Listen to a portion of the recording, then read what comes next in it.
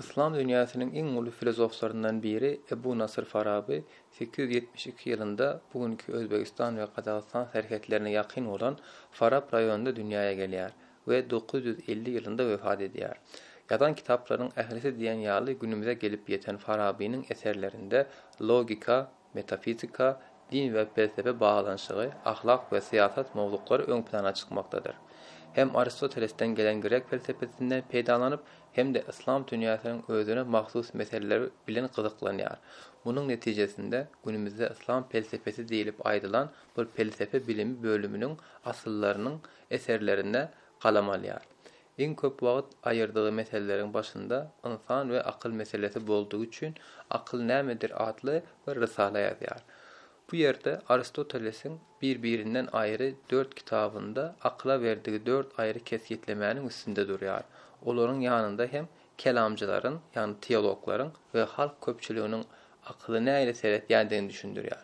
Kısaca aklın 6 ayrı kesitlemesi üstü bilen akıl nämedir soragyna bir jogap gözleýär.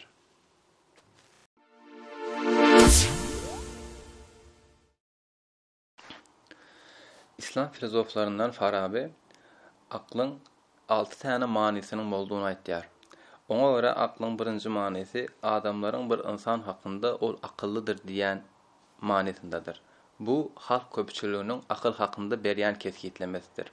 İkincisi teologlaryň ýani ilahiýetçileriň bu aklın talap edýän we garşy çykýan zatlary vardır diýip kesgitleme berýän aklydyr. Bu ilahiýetçileriň pikiridir. Üçüncüsü bolsa Aristoteles'in Kitabul Burhan kitabında akıl hakkında berýän kesgitlemesidir. Dördüncü akıl bolsa Aristoteles'in Ahlak kitabında aýtýan akıl tarifidir. Beşinci akıl Aristoteles'in Ruh hakkında kitabında beren aklın manisidir. Altıncı akılın tarifi bolsa Aristoteles'in Metafizika kitabında beýan eden aklydyr. Bularyň birincisi halk köpçülüğüne göre aňyň ýani aklın manisi. Farabi'ye göre insanlar biri hakkında akıllı diýseler, bu pikirlenmek we aň ýetirme güýjüne eýe diýmek manysynda olanylýar.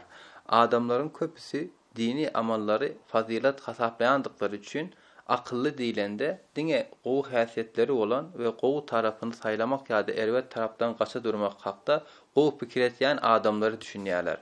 Şonuň üçin halk köpçüligi bu akyllydyr diýen wagtlarynda erwet taraplarına tapmakda ve yüze çıkarmakta gowy pikir edip berýän adama aýdylýandygy düşünülýär. Farabi'ye göre gowy pikirlenmek hakykatdan hem gowy zady etmelidigini we erwet zatdan gaça durmakdygyny görkezmek üçin pikirlenmek manisyndadyr. Bu ýerde halk köpçüligi akyl sözünden Aristoteles'in pikirlenmek we aň ýetirmek diýip düşünýän kesgitlemesini dogry kabul etýärler.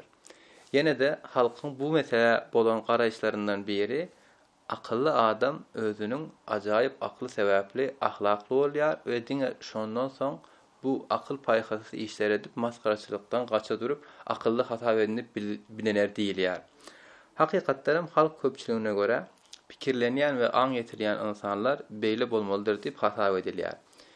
Şeýlerik bilen adamlar akıllı diýilende näme diýjek bolýandykları boýunja iki bölege bölünýärler. Käbirleriň pikiriçe dindar bolmasa akyllylar akylly hasaplanmaýar. Kısaça halka göre birine akıllı diýmek halkyň pikirine göre insanyň ulu pikirlenmek we aň ýetirmek güýjüne eýe bolmak manysynda olanylýar.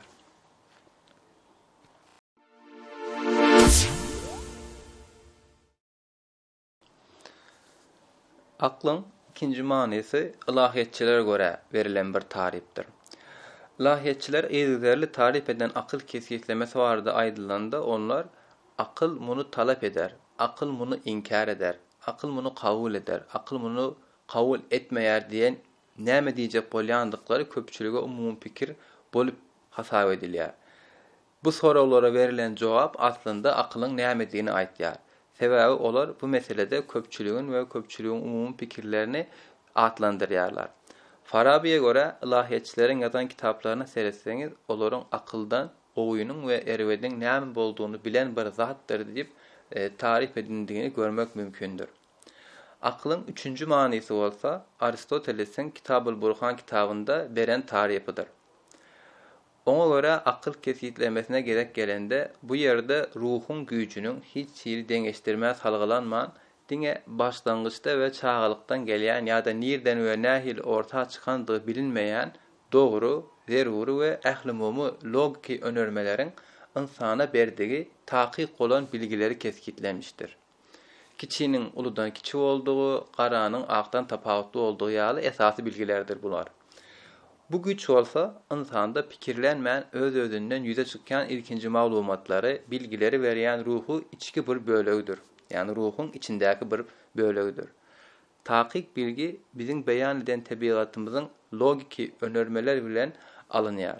Bu önermelerde teorik ilmlaryň ilkeleri we gözbaşlarydyr.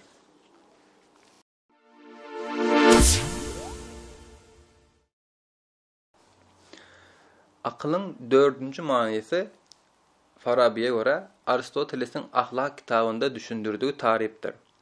Aristoteles Kitabul Ahlak adlı eserinin 6. babında azap geçerligi akılda bize ruhun bir bölüğünü, yani ruhun bir fonksiyonunu düşündürüyor.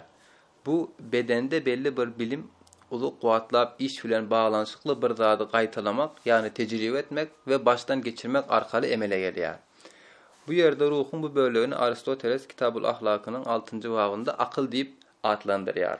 Ruhun bu bölüğü ve adamın bu görünüşde emele gelýän teklipler, paýhasly ve akıllı adamın islew bilen gatnaşykly eserleri ileri tutmak ya da gaça durmak ýaly ýörgelerinden ortaya çykýar. Kitab-ul Ahlak'ın 6. babında agdanylýan bu akıl, ömrüň dowamında adamlar bilen ösýär we diňeýär.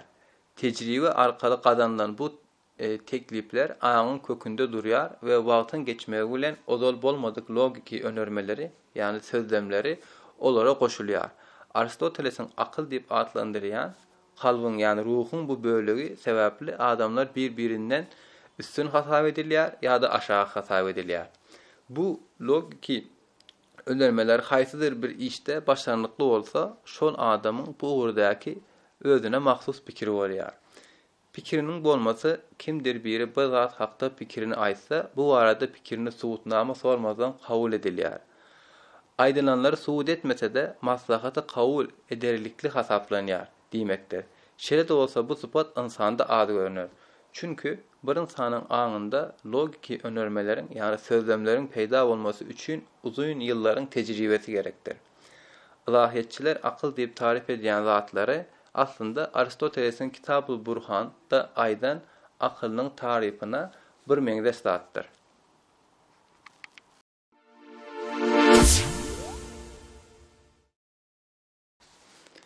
Aristoteles'in Ruh hakkında adlı eserinde beren aklın tarifi. Aristoteles ruh baradaky eserinde agzap geçen aklına gelenimizde Aristoteles bu yerde akıllı 4 ayrı bölüge ayırýar. Olar potansiyel akıl, yani bilküw akıl, hakiki akıl, yani bilfil akıl, müstefad akıl, yani hemme zady özünde jemleýän akıl ve faal akıl, yani işçän akıldır.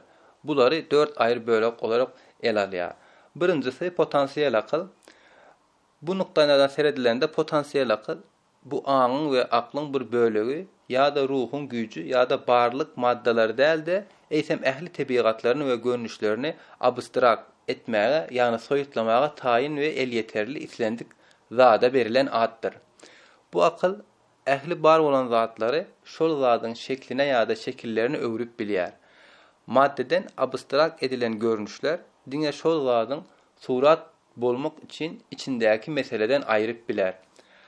Aristoteles'e göre cisimlerden abstrakt edilen ve şol zadyň keşfine öwrülen bu görnüşler düşünülip bilen zatlardır. Bulara makulat, yani pikir edilmesi mümkün olan zatlar diýilýär. Bu makul bolanlaryň atlary barlığın suratlaryny soýutlaýyp o zada surat bolanyň adyndan gelmekdedir. Kısaca bu zatlar bir surata gelenden sonra ad verip bilinýär. Bu zat özünde emele gelýän madda ýalydyr. Şeýle de bolsa mysal üçin bir şem ýaly möhürlenen haýsydyr bir maddany dizayn edenimizde şol möhür ve onun eýe bolduğu şekili ähli taraplaýyn cisimiň ýüzüne we çoňluğuna dolu aralaşar ve bu madda möhürdäki ortaya çıkan suratlary bolşy ýaly görkezär. indi barlığın görünüşlerinin şol zatda ve aňda, ýagny potansiýel akylda ýüze çykmagynyň manysini göz getirelim. Bu zat şol şekilde elten material we goldaw ýalydyr. Bu aýratynlyk sebäpli potansiýel akyl beýleki maddalardan tapawutlanýar. Ýagny jisimden ortağa çykan maddalaryň keşipleri çuňlugunda däl-de diňe ýüzeýinde kabul edilýär. Şeýle de bolsa bu daş dünýäde, dışarky dünýäde öňümizde duran zat düşünjeden we aňdan başga bir zat bolup biler. Onuň üçin özüniň bir barlygy we içinde suratlarynyň da aýratyn bir barlygynyň boldugy görmek mümkündür. Bunun tersine şol zadyň potansiýel akylyň özü şol şekilleri öwrüp bilýär. Aslında kup we silindir görünüşinde şem goýulýan galyp we möhür dizayn etseňiz, bu galyndy eredilen şeme çümdürler we şem galyplaryň uzunlugyna, iňine we çoňluguna dolu gurşap alar. Ol wagt şem galybyň tebigatynda ütköşek tebigaty bolmazdan şol galyplaryň şeklini alar. Barlygynyň görünüşleri eger şol zatlarda ýok bolsa, biz muňa potansiýel akyl diýeriz.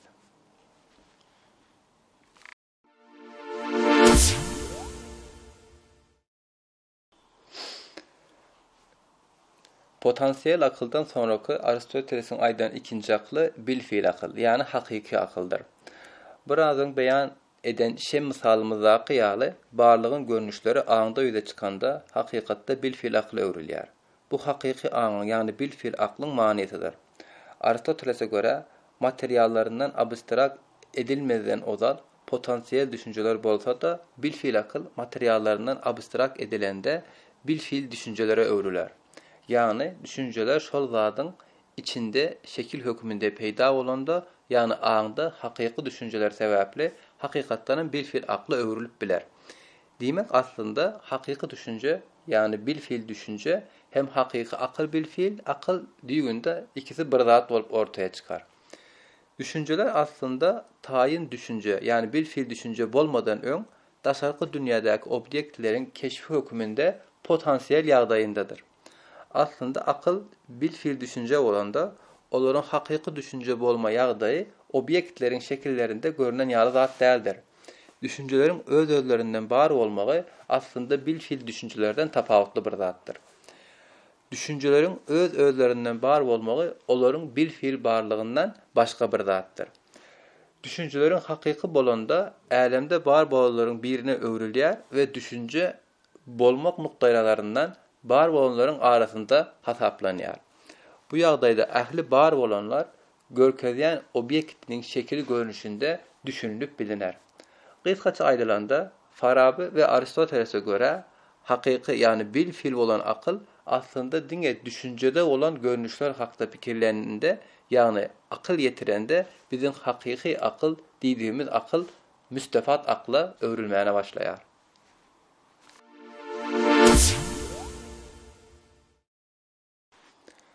Aristoteles'e göre aklın birinci haly bilkuwy akyl, potansiýel akyl, ikinci haly bilfil akyl, ýani hakyky akyl, aklın üçüncü haly bolsa müstefat akyldyr.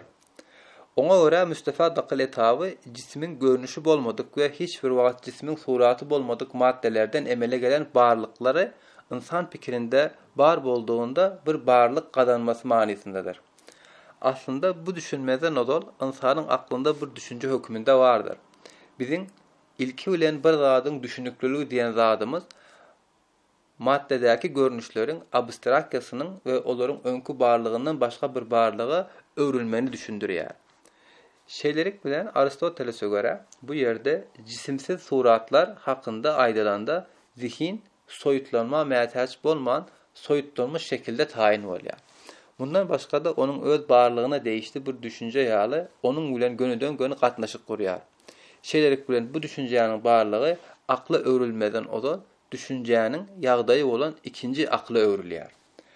Maddadan garaşsyz suratlary da munyň bilen bir meňdeş düşünmek gereklidir. Biziň bilfil akyl, hakyky akyl hakynda pikir eden zatlarymız maddadan garaşsyz we maddada hiç bolmaýan suratlar da muňa değişlidir. Bu misala göre olaryň ähli mumulugyny, evrensel boldugyny aýdyp bolar. Şol suratları dolu düşünmek, dine pikir edilip bilinen zatların hemmesine ya da köpsünü düşünmek, bir fil akıl getirmek arkalı mümkündür. Aristoteles'e göre birbirinden ayrık olan akılların in sonunda in ince olanı müstefat akla çelini gelir. Sonra aşağı düşmesine devam ettirip onun aşağında ruhu güçler, sonra insan tabiatı, in sonunda olsa hava, su, ot ve toprak yağlı 4 asıl maddeye çelini gelir. Onların yağını maddelerin in maddesi ise heyranı yağını ilk maddedir. Bular ilkinci maddeden kemden yukarılanıp başlar. İlki bilen cismin görünüşleri anlatan tabiata, son olsa şol fikire yani zihine, onun da yukarıda olan soyut manevi zatlara çıkarar. Bu çıkışa müstefat akılliyetinde materyanın ve görünüşün yani madde ve surata değişli varlıkların en sonku çağına yeterler. Bundan has yukarı kalsalar soyut varlıkların yani manevi varlıkların ilkinci mertebesine çıkar ve Aristoteles'e buna faal akıl yani işçen akıl diyer.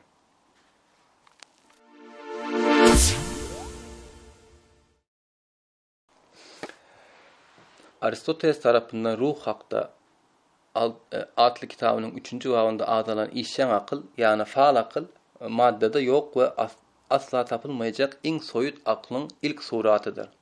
Bu öz içinde fiil yağdayındaki akıl olup mustafat akla yakın bir meňdeşligi vardır. Aristoteles'e göre potansiyel aklı hakiki akla ve potansiyel düşünceleri hakiki düşünce getiren akıl faal akıldır. Bu işçen aklın potansiyel aklı bilen bağlanşığı gün bilen karanlık arasında potansiyel görme gücüne eýe olan göz arasındaki bağlanşyk ýalydyr. Çünkü göz eğer karanlık bir yerde bolanda potansiyel bir gözdür. Karanlıklığın manisi hova ýaly görünmezligin, saýdamlygyň hakiki bilfiil däl de potansiyel bolmasydyr. Saýdamlygyň hova ýaly göze görünmeýän injeligiň manisi bolsa ışıgyň başlangyjy karşısında olan zadyň ýatylmasydyr. Işık göze, howaya we muňa meňdeş zatlara gelende ol ışık sebäpli göz, hakiki göz, renkler bilfil, renk bolar. Kysgaça göz potansiyel görme gücüne eýe wagty, onu hakiki gören ýagdaýyna getiren günüň, ýagny ýagtylygyň täsiri bilen gözde meydana gelmäne başlar. Bu misalda bolşa ýaly faal akylda işçen akıl, bir zada täsir edende potansiyel düşünceleri bilfil hakykati ýagdaýa öwren bir gözbaş ýalydyr. Bunun netijesinde potansiyel düşünceler hakiki düşüncelere öwrülüp biler. Aristoteles'e göre bu faal akıl yani işçen akıl müstefat aklın görünüşlerinden biridir. Öz yukarısında olan manevi aklın görünüşü ezeliden ebediye onun içinde bardır. Emma bu manevi varlıkların suratları yani görünüşleri faal akıldaki nizami bilfil akılda bulandıklarından tapawutlydyr. Faal aklın yani işçen aklın en son kamilligi öz cevheridir. Yani özünün hakikatıdır. Kysgaça aýtsak, işçen akıl yani faal akıl doğrudan emele gelmeyene ve çüremene sedavar olan maddelerdeki gücü täsir eder. Yeryüzündeki cisimlere täsir edilen ilkinci täsirler sebäpli bular gök cisimleridir. Bu ýagdaýda faal akıl yani işçen akıl täsir edilen madde ve mowzukları veren ol gök cisimlerinin yani peleklerin aklı diýip hasap ediler.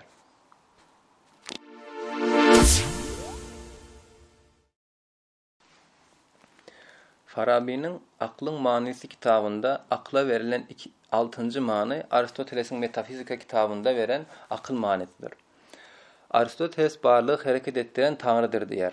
Oňa görä Tanrıdan çykan ilkinji we ýeknetek zat akyldyr. Bu akıllarda öz içinde dereceleri vardır.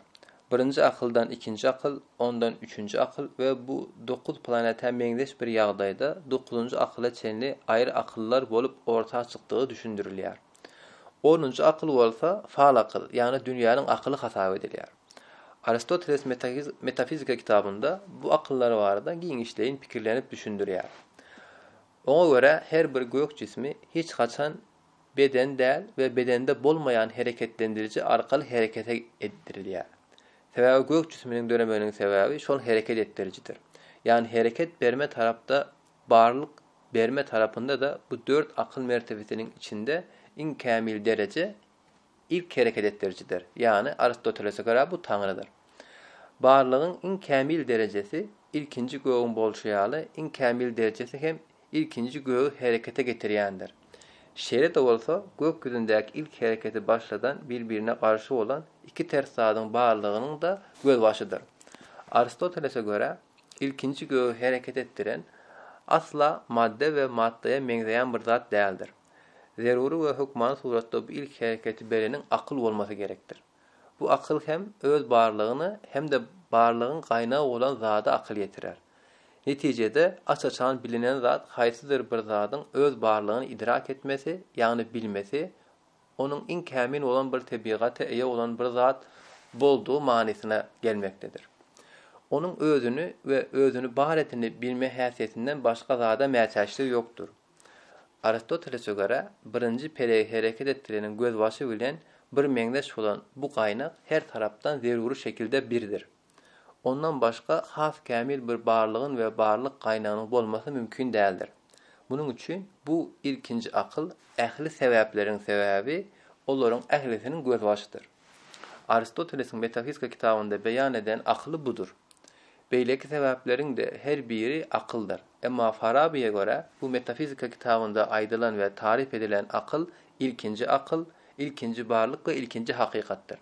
Onun üçin Farabi'ye göre bu eserde tarif edilen akylyň 6 aýry manisiniň içinde iň dogrusy bu metafizika kitabynda tarif edilen akylyň manisidir.